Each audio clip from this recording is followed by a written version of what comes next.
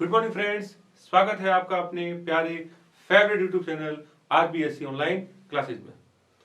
Students, आप लोगों का जो बेशुमार जो प्यार है उन सबके लिए, उनके लिए धन्यवाद, थैंक यू। देखिए स्टूडेंट्स, लास्ट जो टॉपिक चल रहा था उसमें हमने बात की थी कि किस प्रकार से जो एक भ्रूण जो है वो चेंज हो जाता है ना। देखिए, हमने बात की थी कि कुछ इस तरीके से जो जाइगोट है, ये जाइगोट आपके विभाजित होकर के 1 से 2 कोशिका, 2 से 4 कोशिका और 4 से 8 कोशिका में चेंज हो जाता है ना।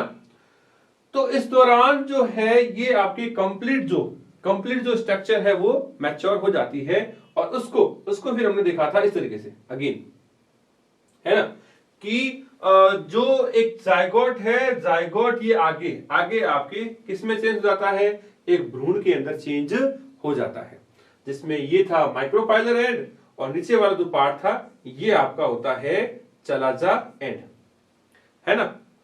देन हमने देखा कि कुछ इस तरीके से जो बीजांड जो है ना, यानी कि ओव्यूल जो है अब आपके किस में बदल जाता है, वो बदल जाता है आपके बीज में। किसमें बदल जाता है, सीड यानी कि बीज में बदल जाता है ना। तो अब आज का जो हमारा टॉपिक है वो है बीज। आज का हमारा जो टॉपिक है वो हम बात कर रहे हैं बीज। तो देखिए दोस्तों, जो बीज जो है ना, बीज का जो निर्माण है, बीज का निर्माण कैसे होता है उसकी हम चर्चा कर रहे हैं। देखिए, अगर दोस्तों आपको पता है कि जो अंडाशय है, अंडाशय यानी कि ओवरी, है ना, यानी कि ओवरी, ये ओवरी जो है आपके आगे, है ना, निषेचन के बाद में, निषेचन के बाद, है ना। तो निषेचन के बाद में किसमें बदल जाता है, ये बदल जाता है दोस्तों फल के अंदर।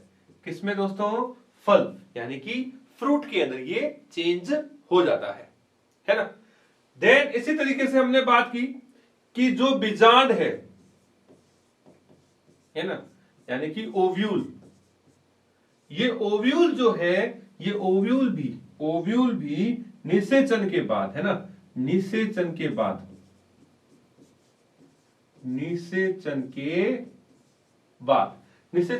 में किसमें बदल जाता है, तो ये बदल जाता है दोस्तों आपके बीज। किसमें, बीज यानी कि सीड में बदल जाता है। क्लियर। चलो अब देखिए, ये तो थी एक सामान्य सी जानकारी। अब यहां ध्यान क्या रखना है दोस्तों कि बीजांड में कुछ स्ट्रक्चर्स थी जिसका बीज में बनते बीज के अंदर चेंज होते कुछ मॉडिफिकेशन हो जाता है, कुछ परिवर्तन हो जाता है। तो उसकी हम चर्चा कर रहे हैं, उसकी हम पहले चर्चा कर रहे हैं और फिर हम आगे बात करेंगे। चलो, तो उससे पहले हम कुछ सीड्स के बारे में देख लीजिए। देखिए इधर, तो दोस्तों ये जो डायग्राम है ना, डायग्राम में आप गौर करें, ये जो स्ट्रक्चर है ना, इस स्ट्रक्चर की बात करें तो ये आपके डाइकोट का, है ना, डाइकोट सीड यानी कि द्विबीजपत्री जो सीड है, द्विबीजपत्री, है ना, द्विबीजपत्री बीज, राइट। तो देखिए, एक जो द्विबीजपत्री बीज जो है यानी कि डाइकोट जो सीड है, ध्यान रखिएगा दोस्तों, हमने बात की हुई है कि इनके अंदर कोटिलेडोन्स जो है ना, क्या चीज भाई, कोटिलेडोन्स क्या होते हैं, 2 होते हैं, राइट। यानी कि इधर देखिए, ये जो स्ट्रक्चर है ना, इस स्ट्रक्चर को क्या कहते हैं, इनको कहते हैं बीजपत्र। क्या कहते हैं दोस्तों, इसको कहते हैं आपके बीजपत्र, बीजपत्र यानी कि कोटिलेडोन्स, राइट।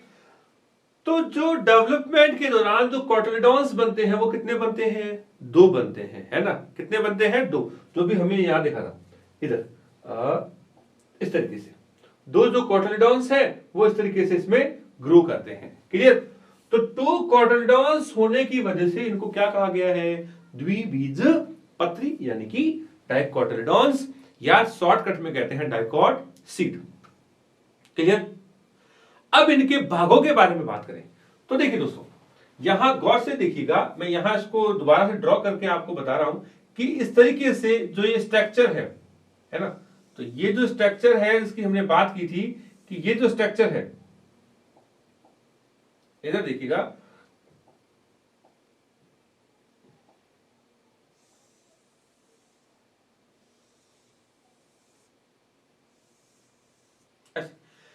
तो ये जो पार्ट है जहां ये आपस में जंक्शन करते हैं, है ना, उस पार्ट को क्या कहते हैं दोस्तों, जैसे देखिए यहां जहां ये जुड़े रहते हैं ना, इस पार्ट को कहते हैं आपके प्लूम्यूल यानी कि प्रांकुर। क्या कहते हैं दोस्तों, प्रांकुर। और यही प्रांकुर आगे जाकर के क्या बनाता है, ये आपके आगे जाकर के दोस्तों परोह यानी कि तना जो है वो बनाता है। क्या बनाता है, तना यानी कि परोह का जो निर्माण है वो इसके द्वारा किया जाता है। क्लियर।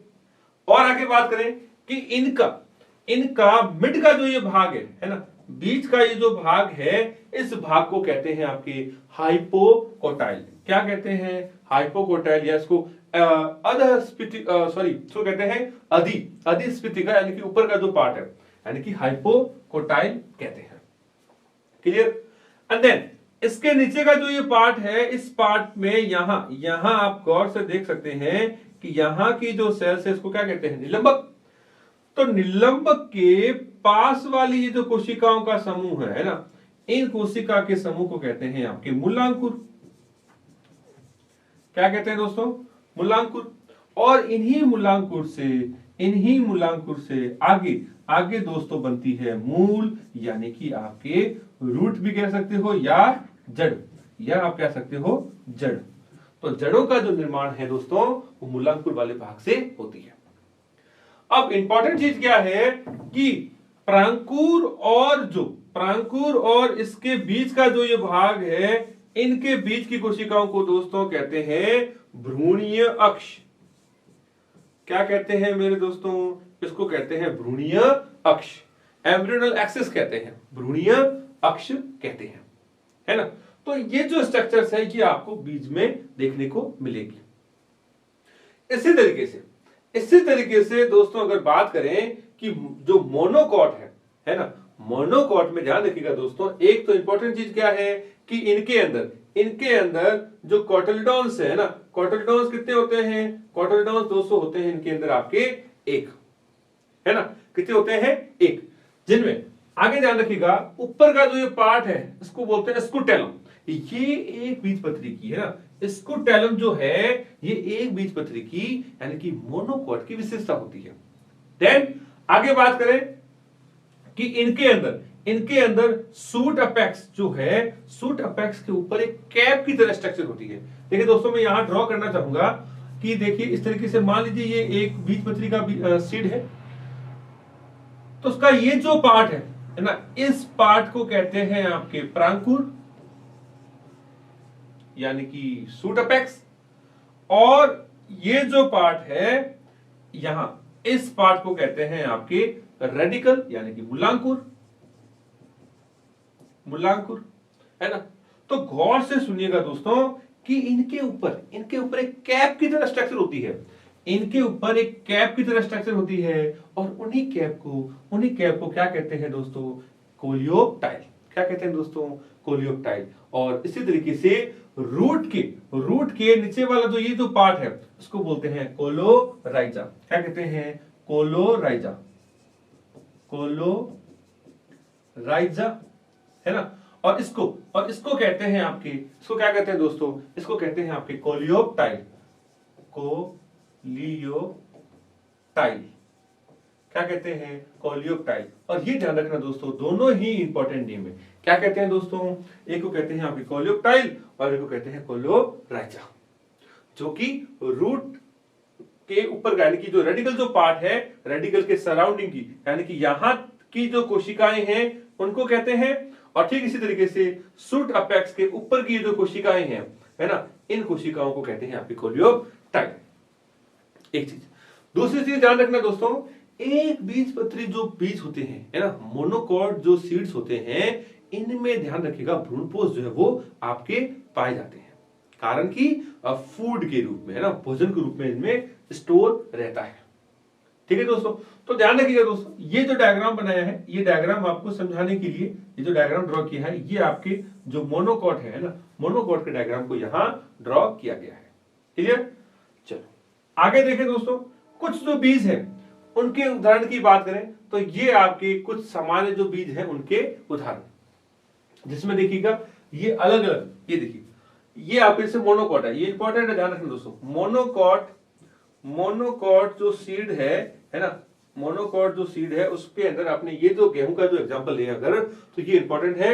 इधर देखिए कोलियोप्टाइल और कोलोराइजा जो अभी हमने चर्चा की थी, है ना, तो वो, उसके अलावा इसके सराउंडिंग का जो पार्ट है उसको बोलते हैं स्कूटेलम, जो कि इंपॉर्टेंट पार्ट है, जो कि इसका इंपॉर्टेंट पार्ट है। तो देखिए दोस्तों, यहां अगर हम बात करें कि बीजांड से जब बीज बनता है ना, बीजांड से जब बीज बनता है तो क्या क्या परिवर्तन होता है, उन परिवर्तनों को हम देख रहे हैं। क्लियर? चलो, तो देखिए दोस्तों, अगर बात करूं कि बीजांड से बीज के बनते समय ना, जैसे ये अपन बात करें तो यहां हम बात कर लेते हैं आपके बीजांड, और यहां बात कर लेते हैं बीज। क्लियर? तो देखिए दोस्तों, अगर एक एक पॉइंट की बात करें तो फर्स्ट अपन पॉइंट ले रहे हैं, पहला ले रहे हैं बीजांड के अंदर, है ना। पहले बीजांड के अंदर अगर बात करें तो स्टार्टिंग में सबसे बाहर होता है इसमें आपके बीजांड व्रंथ, बीजांड व्रंथ, जिसको क्या कहा जाता है दोस्तों, इसको अपन कहते हैं फ्यूनिकल, फ्यूनिकल कहते हैं, है ना। तो ये जो बीजांड व्रंथ जो है वो यहां आपके चेंज हो जाता है, यहां बीज में चेंज हो जाता है आपके बीज व्रंथ के रूप में, बीज व्रंथ के रूप में, सीड पोर के रूप में चेंज हो जाता है। आपको एक उदाहरण देता हूं, आप लोगों ने चना या छोला देखा हुआ है ना, तो चना या छोला जो है, जैसे इस तरीके से मैं ड्रॉ करना चाहूंगा कि चना या जो छोला जो है उसमें जैसे ये जैसे मान लो बीज है, बीज के ऊपर ऐसे हल्का सा पोर होता है, क्या होता है दोस्तों, हल्का सा छिद्र होता है ना, चोंच की तरह। अगर आप गौर से देखना उसको, तो उस छिद्र को ही क्या कहते हैं, बीज व्रत कहा जाता है। क्या कहते हैं दोस्तों, उसको कहते हैं आपके बीज व्रत। ठीक है? तो देखिए, निषेचन से पहले जो बीजांड का बीज व्रत जो भाग था, ये आपके बीजांड व्रत जो था वो बीज व्रत में चेंज हो जाता है। क्लियर? चलो आगे बात करें, सेकंड पॉइंट पर बात करें तो बीजांड व्रत के नीचे बाद में है आपके कौन सा बीज, हाइलम, जिसको अपन एच से लिखते हैं। तो दोस्तों ध्यान रखना, हाइलम का इसमें नो चेंज, है ना, हाइलम जो है वो हाइलम के रूप में ही, है ना, हाइलम जो है वो हाइलम के रूप में ही पड़ा रहता है, मतलब इसमें कोई चेंजिंग नहीं होती। क्लियर? चलो और आगे बात करें, थर्ड नंबर, तो फ्यूनिकल हो गया, हाइलम हो गया, है ना। उसके अलावा अगर बात करें तो नेक्स्ट आता है अपना पॉइंट अध्यावरण। क्या आता है दोस्तों, क्या आता है अध्यावरण, यानी कि इंटेगुमेंट। तो देखिए दोस्तों, यहां इंपॉर्टेंट चीज है, ध्यान रखना कि अध्यावरण जो है वो कितने प्रकार का होता है भाई, दो प्रकार का। एक होता है आपके बाह्य अध्यावरण, एक होता है आपके आंतरिक, राइट। दो प्रकार के अध्यावरण होते हैं, बाह्य अध्यावरण और आंतरिक अध्यावरण, जो कि ध्यान रखना दोस्तों, ये जो अध्यावरण है वो बीजावरण में है। तो आप ऐसे याद कर सकते हो, अध्यावरण बीजावरण, है ना, राइट, अध्यावरण बीजावरण, यानी कि integument change in seed coat, जो कि अब क्योंकि दो है इसके अंदर तो ये भी दो हो जाएंगे। एक होता है आपके आंतरिक बीजावरण और एक होता है आपके बाह्य बीजावरण, है ना। ये देखिए, बाह्य अध्यावरण किसमें चेंज हो जाएगा, ये आपके चेंज हो जाएगा बाह्य बीजावरण में, बाह्य बीजावरण में, राइट। और ठीक इसी तरीके से ठीक इसी तरीके से जो आंतरिक जो अध्यावरण है, आंतरिक जो अध्यावरण है ये आपके आंतरिक या आप इसको भीतरी, आंतरिक या इसको आप भीतरी बीजावरण कह सकते हो, भीतरी बीजावरण कह सकते हो। क्लियर? तो देखिए गौर से देखिएगा दोस्तों, अध्यावरण जो है वो बीजावरण में चेंज हो जाता है, राइट? अध्यावरण बीजावरण में चेंज हो जाता है, जिसको ध्यान रखिएगा दोस्तों, इंपॉर्टेंट नेम है, इसको बोलते हैं टेस्टा, एक को बोलते हैं टेस्टा और एक को बोलते हैं टैगमन। क्या कहते हैं दोस्तों? टेस्टा और टैगमन। क्लियर? तो आउटर सीड कोट और इनर सीड कोट। ठीक है, चलो आगे बात करते हैं दोस्तों। नेक्स्ट बात करें तो फोर्थ नंबर पॉइंट की अगर बात करें, आपकी है इंपॉर्टेंट बीजांड काय यानी कि न्यू सेलस, है ना, यानी कि न्यू सेलस। तो गौर से देखिएगा दोस्तों, न्यू सेलस सामान्यतः नष्ट हो जाता है ना, सामान्यतः नष्ट हो जाता है। लेकिन दोस्तों बहुत इंपॉर्टेंट है ना, कई बार एग्जामों में पूछा हुआ है कि बीजांड काय बोले तो न्यू सेलस बीज में आते आते सामान्यतः नष्ट हो जाता है। लेकिन अगर ये मौजूद है तो दोस्तों इसको कहते हैं पेरिस्पर्म। क्या कहते हैं दोस्तों? इसको कहा जाता है मेरे दोस्तों, इसको आपको कहा जाता है पेरिस्पर्म। क्या कहते हैं? पेरिस्पर्म, जो कि बहुत इंपॉर्टेंट है। क्या कहते हैं दोस्तों? इसको कहते हैं पेरिस्पर्म, है ना। क्या कहते हैं? पेरिस्पर्म। क्लियर? चलो आगे बात करें तो देखिए बीजांड काय आपके इसमें अपसेट हो जाता है। अगर ये है तो इसको पेरिस्पर्म या परिभ्रूणपोष भी कहते हैं। क्या कहते हैं? पेरिस्पर्म या परिभ्रूणपोष भी कहा जाता है। चलो नेक्स्ट बात करें, नेक्स्ट हम देखें तो अब आपके आता है भ्रूण कोश। क्या आता है दोस्तों? भ्रूण कोश, एम्ब्रियो सैक। कौन होता है दोस्तों? एम्ब्रियो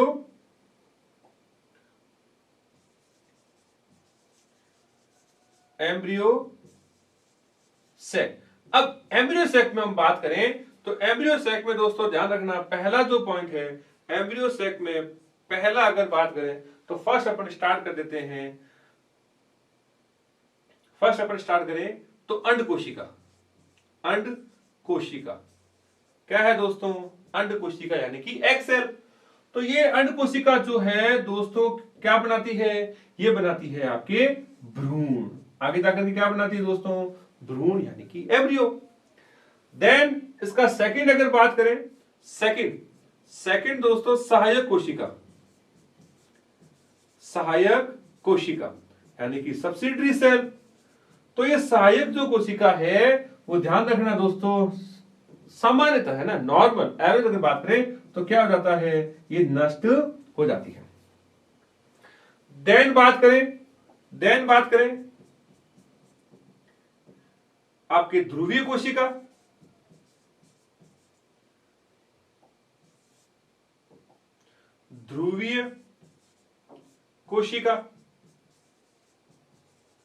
तो दोस्तों अपने को पता है ध्रुवीय कोशिका किस में बदल जाती है? जल्दी जल्दी बताइए। वेरी गुड, हाँ यस, हमें पता है ये बदल जाता है दोस्तों भ्रूणपोष में। किसमें? भ्रूणपोष यानी कि एंडोस्पर्म। किसमें बदल जाता है दोस्तों? एंडोस्पर्म में, राइट। चलो और आगे बात करें तो है आपकी प्रतिमुखी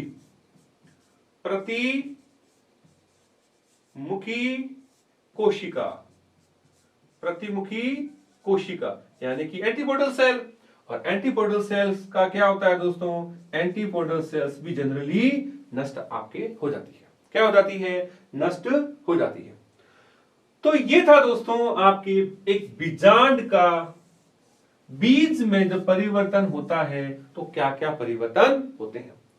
तो दोस्तों यहां हमने एक पॉइंट यहां बीच में मिस कर दिया है, वो मैं नीचे लिख देता हूं, है ना, वो मैं नीचे लिख देता हूं 6 पॉइंट करके, है ना, वो मैं नीचे लिख देता हूं कि 6 पॉइंट, है ना। छठे पॉइंट के रूप में बात करूं तो वो है आपके बीजांड द्वार।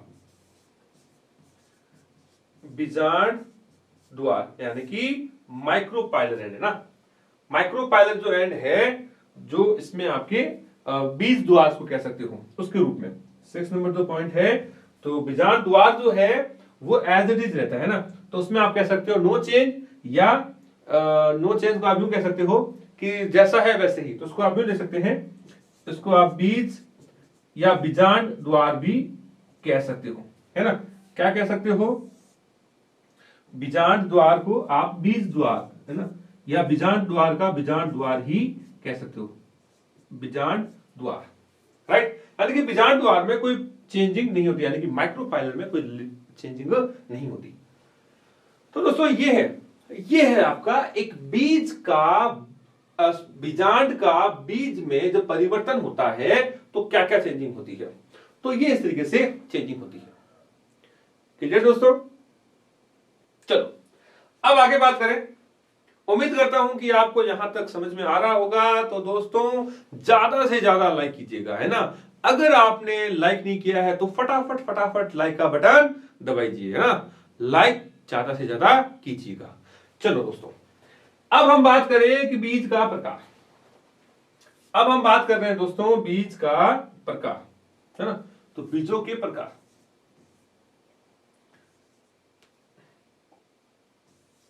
अब हम बात कर रहे हैं दोस्तों बीजों के प्रकार।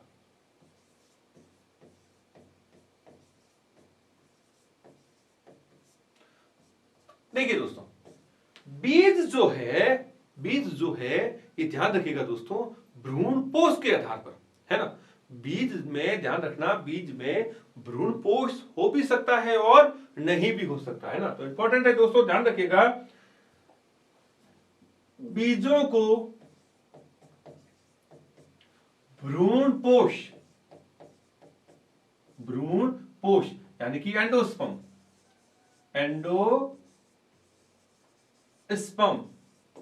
के आधार पर दो भागों में, या यूं कहूं दो भागों बांटा गया है, या दो प्रकार के होते हैं, है ना। तो बीजों को भ्रूणपोष के आधार पर दो भागों में बांटा गया है, या दो प्रकार के होते हैं। तो उसको अपन यूं कह सकते हैं, बीज, है ना, भ्रूणपोष के आधार पर,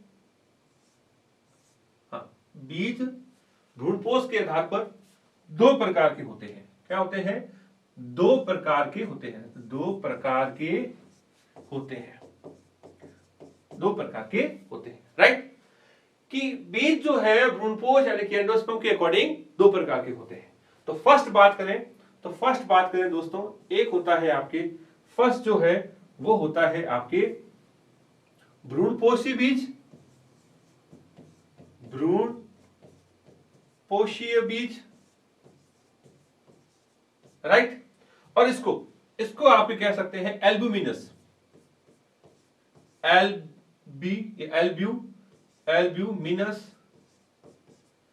एल्ब्यूमिनस बीज। ठीक है दोस्तों, देखिए भ्रूणपोषी बीज या एल्ब्यूमिनस सीड्स भी इसको कहते हैं। तो देखिए ऐसे बीज, देखिए इसको लिखते हैं अपने, ऐसे बीज जिनमें भ्रूणपोष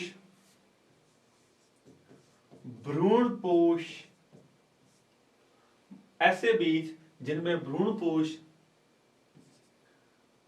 उपस्थित रहे, भ्रूणपोष उपस्थित हो, है ना। तो ऐसे बीज जिनमें भ्रूणपोष जो है वो उपस्थित हो, या यूं कह सकते हैं, या करके अपन यूं कह सकते हैं, या भ्रूण या बीज के पूर्ण परिवर्धन हो जाने के बाद भी भ्रूणपोष शेष रह जाए तो ऐसे बीजों को भ्रूणपोषीय बीज, ऐसे बीजों को भ्रूण, अब देखिए इसको आप भ्रूणपोषी भी लिख सकते हो या भ्रूणपोषीय, है ना। तो यहां आपने लिखा हुआ भ्रूणपोषीय, तो यहां लिख देते हैं भ्रूणपोषी बीज, यानी कि एंडोस्पर्मिक सीड। क्या कहते हैं दोस्तों, इसको कहते हैं आपके एंडोस्पर्मिक, क्या कहते हैं इसको, कहते हैं आपके एंडोस्पर्मिक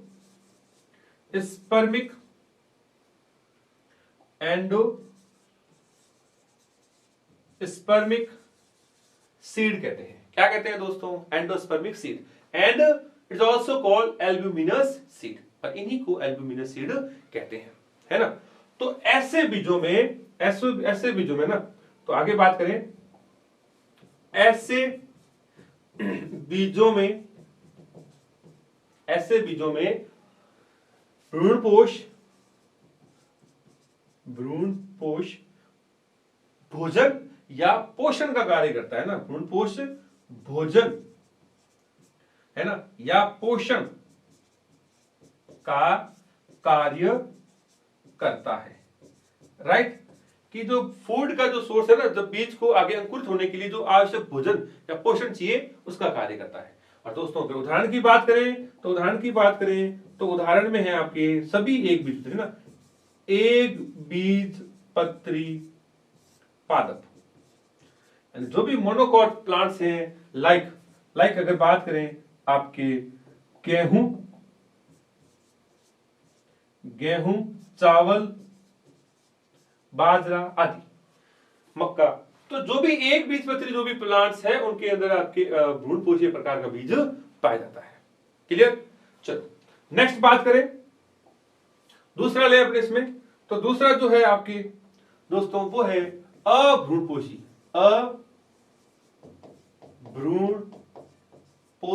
या पोषी बीज। तो अब आप समझ गए होंगे, नाम से समझ गए होंगे कि ऐसे बीज, है ना, ऐसे बीज जिनमें भ्रूणपोष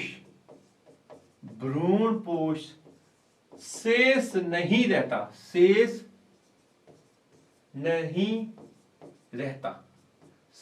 रहता, तो ऐसे बीज जिनमें भ्रूणपोष शेष नहीं रहता, या करके अगर बात करें अपने, तो इसमें दिखें कि बीज के विकास के दौरान ना, बीज के परिवर्धन के दौरान संपूर्ण भ्रूणपोष का उपयोग कर लिया जाता है, कर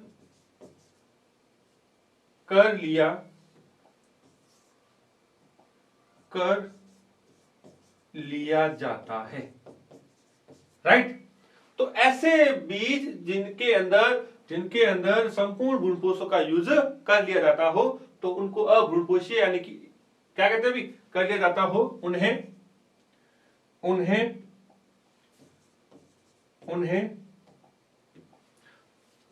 अभ्रूणपोषी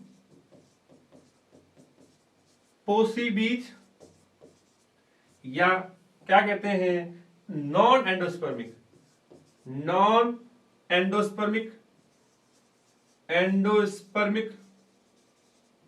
सीड्स कहते हैं। क्या कहते हैं दोस्तों, नॉन एंडोस्पर्मिक सीड कहते हैं। उदाहरण की बात करें दोस्तों, तो उदाहरण यानी कि एग्जांपल्स की बात करें तो सभी जो द्विबीजपत्री है, द्विबीजपत्री पादप, है ना, तो सभी जो द्विबीजपत्री पादप है वो इनके अंदर आपके काउंट किए जाते हैं। क्लियर दोस्तों। तो यहां हमने बात की है कि बीज किसको कहते हैं, बीज कितने प्रकार के होते हैं, और ये उनके अंदर हमने इसको देखा था, राइट। चलो, तो दोस्तों आज इस टॉपिक से संबंधित कुछ क्वेश्चंस करते हैं और उनका आपको अपने कमेंट्स बॉक्स में रिप्लाई करना है। Very good. देखिए, तो दोस्तों पहला क्वेश्चन है आपका कि बीज कितने प्रकार के होते हैं ना, बीज कितने प्रकार के होते हैं, राइट। सेकंड क्वेश्चन है दोस्तों अपना,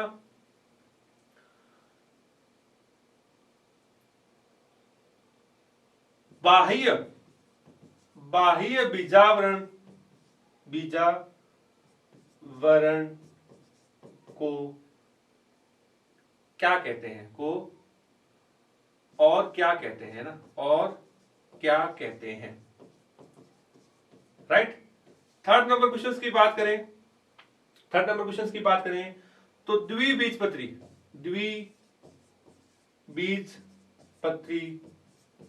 पादपों के 2 उदाहरण लिखिए। एंड क्वेश्चन नंबर 4 है कि यदि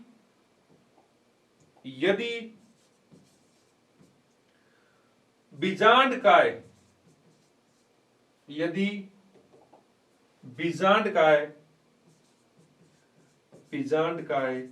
शेष रह जाता है तो उसे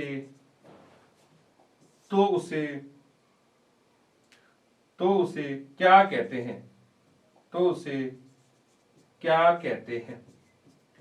कहते हैं, राइट। तो दोस्तों ये जो है क्वेश्चंस अपने को करना है। तो उम्मीद करता हूं दोस्तों कि आपको ये टॉपिक अच्छा लगा होगा, पसंद आया होगा और हर एक पहलू आपको समझ में आया होगा, है ना। तो वीडियो को ज्यादा से ज्यादा फ्रेंड्स लाइक कीजिएगा, शेयर कीजिएगा और हमारे चैनल को ज्यादा से ज्यादा सब्सक्राइब कीजिएगा। Thank you so much.